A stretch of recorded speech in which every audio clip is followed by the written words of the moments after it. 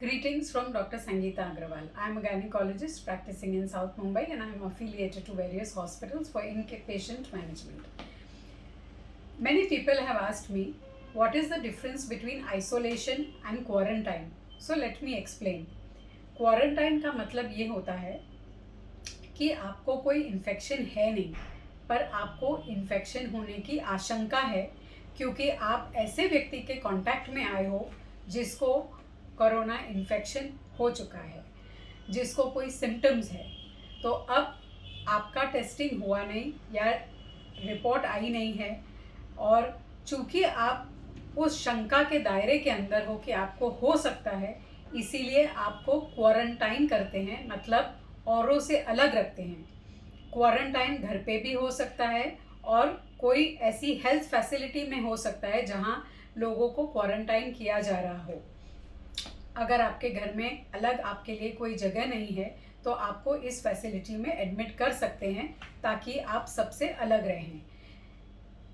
Quarantine centre में ये शक के लोग रहते हैं, ये जिनको ऑलरेडी इन्फेक्शन है वो नहीं रहते।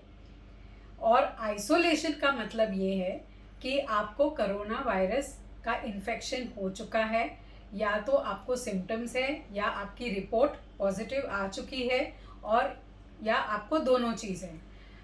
अब एक बार जब इन्फेक्शन हो गया है तो आपकी एज, आपकी रिस्क फैक्टर्स और आपके सिम्टम्स को मद्देनज़र रखते हुए डिसाइड करते हैं कि आपको हॉस्पिटल में भर्ती करना चाहिए फॉर ऑब्जर्वेशन एंड ट्रीटमेंट, या आप घर पर भी रह सकते हैं और घर पर रहकर गोलियां ले सकते हैं।